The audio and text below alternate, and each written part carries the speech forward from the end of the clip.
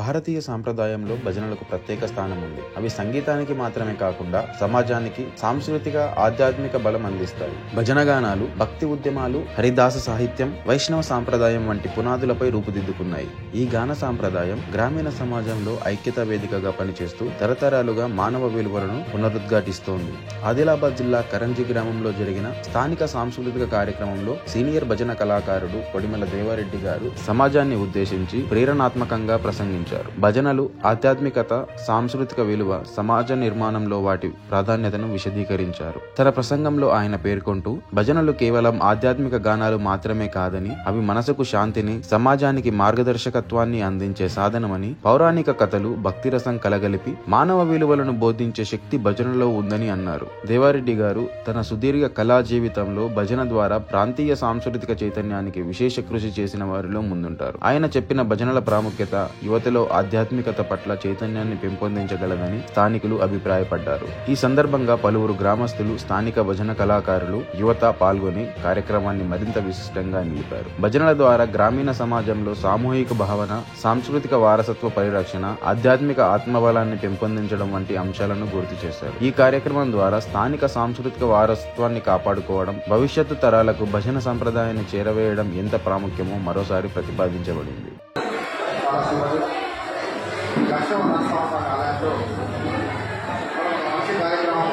మంచి కార్యక్రమం పెట్టుకోవడం జరిగింది. ఈ కార్యక్రమానికి అధ్యక్షత వహించిన గౌరవ పెద్దలు గడువు గంగాధర గారికి, అదేవిధంగా భజన కళాకారుల సంఘం సభ్యులందరికీ, ఇక్కడికి విచ్చేసిన భక్తులందరికీ, నా తోటి సోదరులందరికీ నా యొక్క హృదయపూర్వక ధన్యవాదాలు. చాలా మంచి కార్యక్రమం. ఇవి భజన అనేది మరుమూల ప్రాంతాలలో, గ్రామీణ ప్రాంతాలలో అక్కడక్కడ మనం చేసుకుంటూ ఉండేటం. ఆ దాన్ని అది టీవీలు వచ్చిన తర్వాత, సెల్ ఫోన్లు వచ్చిన తర్వాత పూర్తిగా భజన అనేది కనుమరుగయ్యే పరిస్థితి ఏర్పడింది.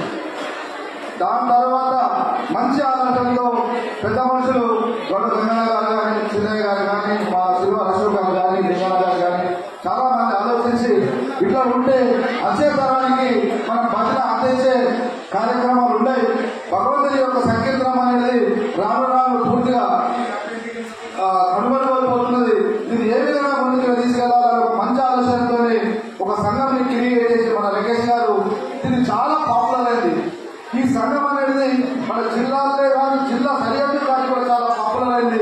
పాపులర్ అయిన తర్వాత ఆయన దానికోసం స్థానిక బాధలు చాలా కష్టపడుతున్నాడు. పాపం ఎన్నిసార్లు మనలకు ఆ గ్రూపులలో వేరే ఏం పెట్టకుంది, భజనే పెట్టింది అన్నా కూడా మన సోదరులు అర్థం చేసుకోక ఆ గ్రూప్ లో ఉన్న పెద్దలు ఇబ్బంది పెడుతున్నారు. కాబట్టి నేను సమాముఖంగా తెలియజేస్తున్నా, ఎవరన్నా మన సోదరులు అట్లేమన్నా ఇంకేమన్నా ఆలోచన ఉన్నారని అసలు గ్రూపులలో చాలా మంచి కార్యక్రమం ఉన్నప్పుడు మన మిగతా చాలా గ్రూపులు ఉన్నాయి.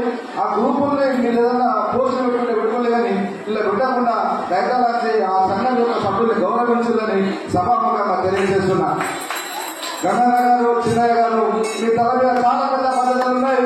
ఒక కార్యక్రమాన్ని మనం ఎంచుకున్నప్పుడు ఈ కార్యక్రమం సుదూర ప్రాంతానికి తీసుకుపోవాలంటే అది చాలా ఇబ్బందికరమైన విషయం. చిన్నయ్య గారికి చాలా అసోసియేషన్ నడిపే అనుభవం ఉన్నది. ఆ అనుభవంతో ముందు తీసుకుపోతాడని నేను ఆశిస్తున్నా. ఎందుకంటే దాంట్లో ఉండే సాధక బాధలు అంత ఈజీ కావు. ఎందుకనంటే ఆ సాధక బాధలన్నీ మేము రాజకీయాలలో ఉన్నాం, ఎన్నో గ్రూపుల్ని కట్టినాం, ఎన్నో చూసినాం. చాలా వేరే అసోసియేషన్ నడుపులు వేరు, కళాకారుల అసోసియేషన్ నడుపులు అనేది చాలా ఇబ్బందికరంగా ఉంటుంది. కళాకారులు అనేటోళ్ళు మనకు తెలుసు, అంటే నేను దురుద్దేశంతో అంటలేదని మన కళాకారులందరికీ ఇగో భావం ఎక్కువ ఉన్నది. నేనేం తక్కువ, వాడేం ఎక్కువ అనే ఇగో భావంతో మన కళాకారులు అది ఉండాల్సిందే. అది ఉంటేనే మనము ఆయన కన్నా చాలా మంచిగా వాడతాం అనుకుంటాము. కానీ అది మంచి పనిగా ఉపయోగించాలా.